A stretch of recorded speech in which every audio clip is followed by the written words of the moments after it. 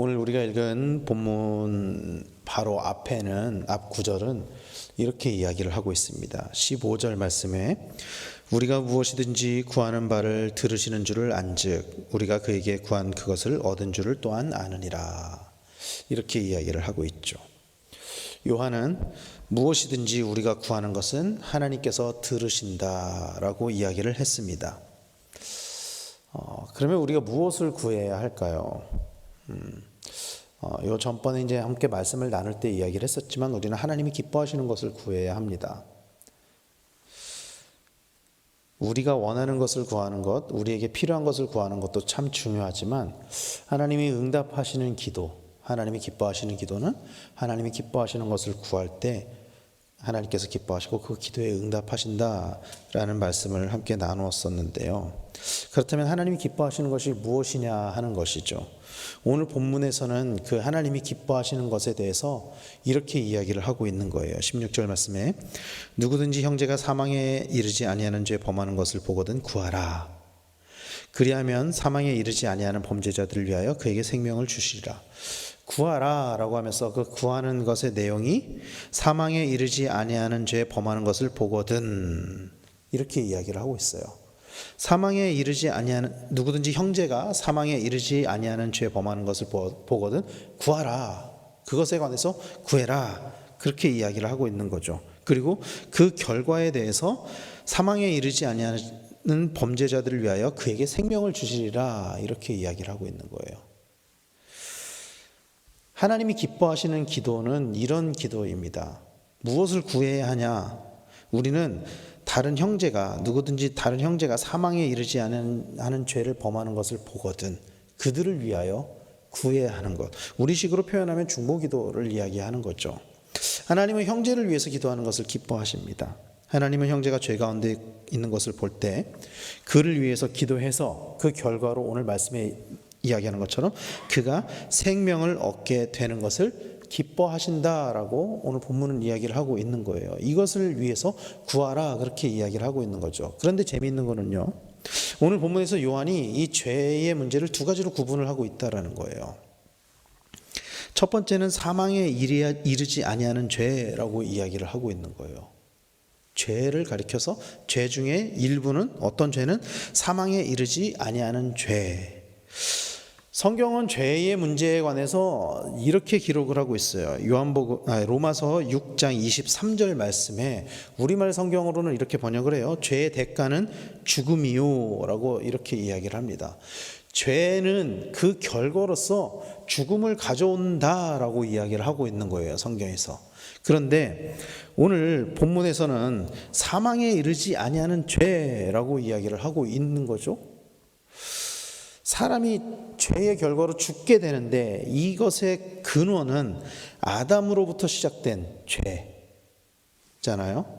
아담으로부터 시작된 그 죄의 문제로 인해서 성경은 지속적으로 우리가 그 죄의 문제 때문에 사망에 이르게 된다라고 이야기를 하고 있어요. 그래서 에베소서에서는 죽을 수밖에 없었던이 아니라 죽었던 너희를 살리셨도다라고 이야기를 하고 있거든요.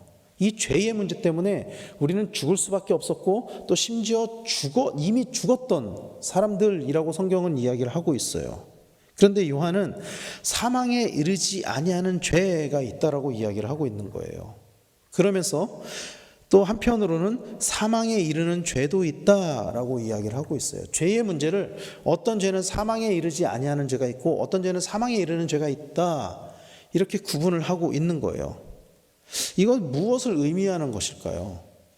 이것은 죄의 경중을 따져서 어떤 죄는 이 좀 심한 것 같아, 이 심한 죄는 사망에 이르게 할 것 같아, 어떤 죄는 심하지 않으니까 이 죄로는 사망에 이르지 아니할 것 같아, 이런 내용일까요?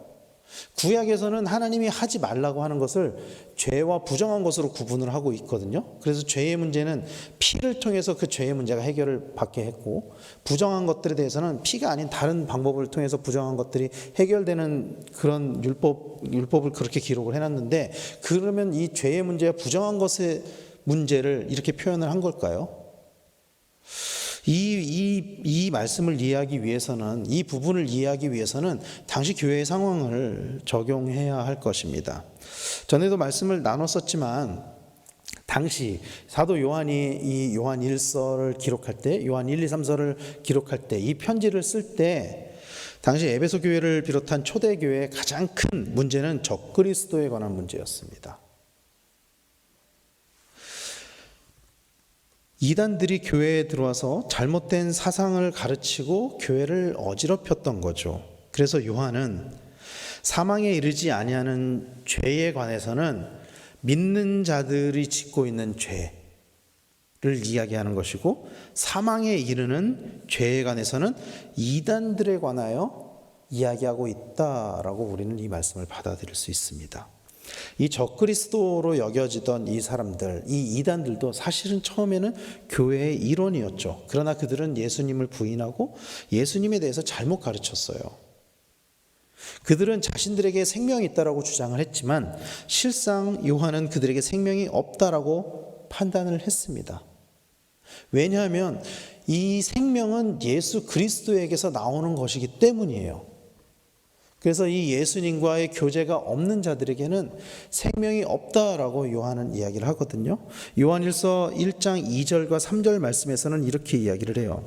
이 생명이 나타내신 바 된지라 이 영원한 생명을 우리가 보았고 증언하여 너희에게 전하노니 이는 아버지와 함께 계시다가 우리에게 나타내신 바 된 이시니라. 우리가 보고 들은 바를 너희에게도 전함은 너희로 우리와 사귐이 있게 하려 함이니 우리의 사귐은 아버지와 그의 아들 예수 그리스도와 더불어 누림이라. 이렇게 이야기를 하고 있거든요.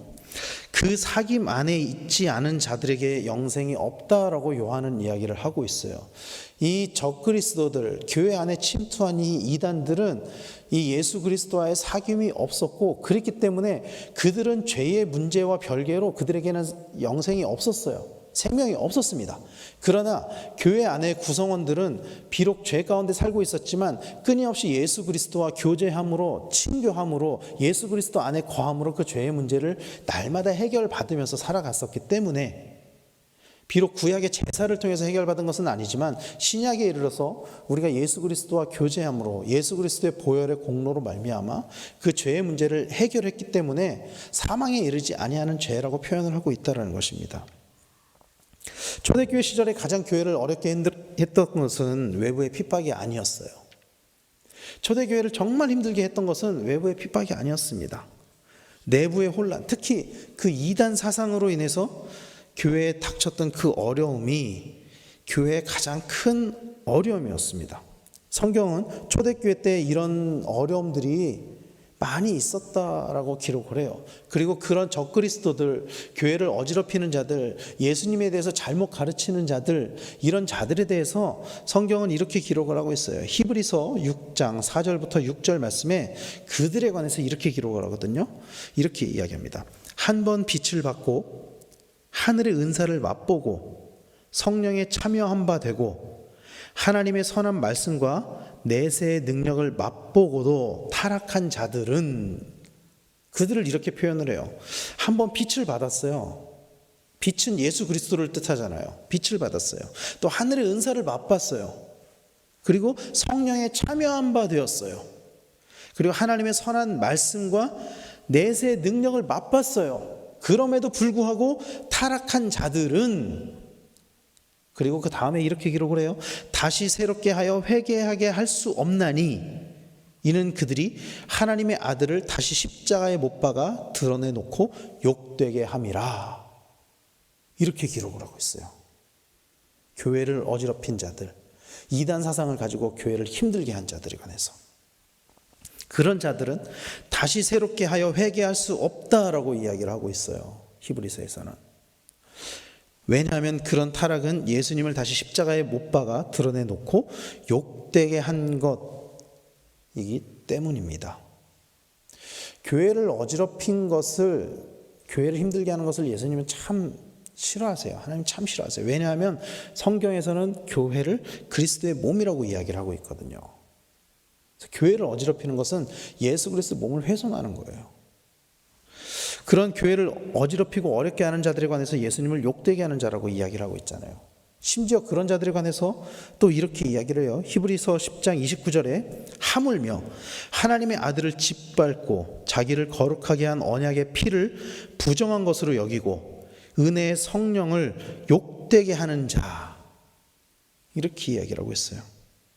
그래서 요한은 당시 교회를 정말 힘들게 했던, 내부에서부터 교회를 힘들게 했던 그 사람들에 관해서, 그 이단들에 대해서, 그 잘못된 스승들에 관해서 그 가지고 있던 그 적대심을 숨기지 않아요. 드러냅니다. 오늘 본문에서도 16절 말씀 하반부에 이렇게 이야기를 해요. 사망에 이르는 죄가 있으니 이에 관하여 나는 구하라 하지 않노라. 형제를 위해서 구하라고 이야기를 해요. 성도들을 위해서 구하라고 이야기를 해요. 죄 가운데 있는 형제들을 위해서 구하라. 그들을 죄 가운데서 빠져나오게 해야 되지 않냐. 그들에게 너희들이 구하면 생명을 얻게 될 거야. 그런데 사망에 이르는 죄가 있으니 그런 사람들에 관해서는 구하라 하지 않아. 나는 구하라고 하지 않아. 그런 자들을 위해서 구하라고 하지 않는다라고 이야기를 해요. 심지어 요한은, 오늘 본문은 아니지만 요한 2서에서는 그들에 대한 적대심을 이렇게 표현을 해요. 요한 2서 1장 10절 11절 말씀에 누구든지 이 교훈을 가지지 않고 너희에게 나아가거든 그를 집에 들이지도 말고 인사도 하지 말라. 그에게 인사하는 자는 그 악한 일에 참여하는 자임이니라. 이렇게 이야기해요. 그런 자들과는 인사도 하지 말라고 이야기를 합니다. 적대심을 숨기지 않아요.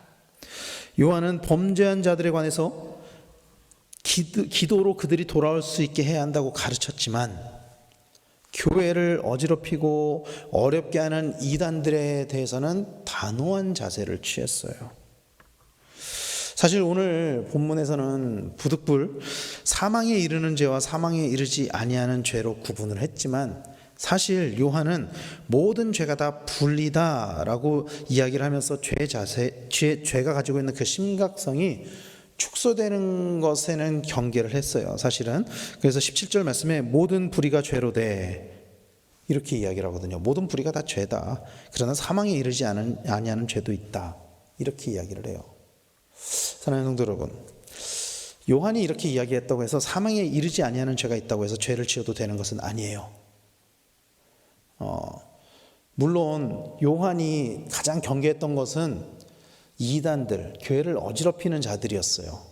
그래서 그런 자들에 대한 적대심을 숨기지 않고 드러냈어요. 그러나 사망에 이르는 죄를 범하는 사람들에 관하여서도 그들을 위해서 기도하라고 이야기를 하고 있어요.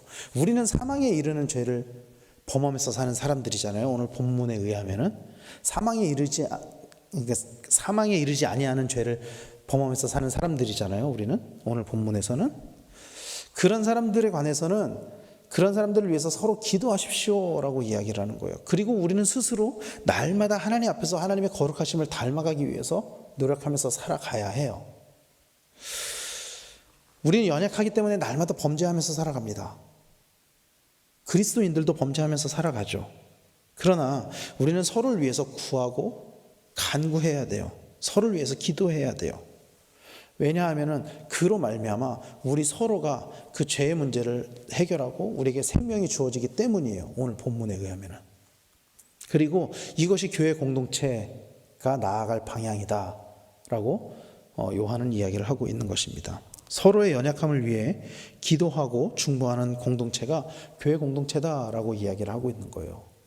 나의 문제만 바라보는 것이 아니라 우리 형제의 문제들, 형제의 연약함들을 위해서 기도하고 중보하는 것이 교회 공동체다. 그로 인해서 내부로부터 오는 그런 어려움들이나 그런 것들을 극복해가는 공동체, 그렇게 바로 세워지는 공동체가 교회 공동체다라고 요한은 이야기를 하고 있는 것입니다. 이번 주간 우리가 성도들을 위한 기도를 하고 있습니다. 공동기도 제목으로. 그 중보기도의 시간을 귀하게 여기기를 바랍니다. 왜냐하면 그 기도가 결국엔 나를 위한 기도가 됩니다. 그 기도가 나를 위한 기도가 되고 또 그렇게 서로를 중보함으로 인해서 우리 교회가 바로 세워져 가기 때문입니다.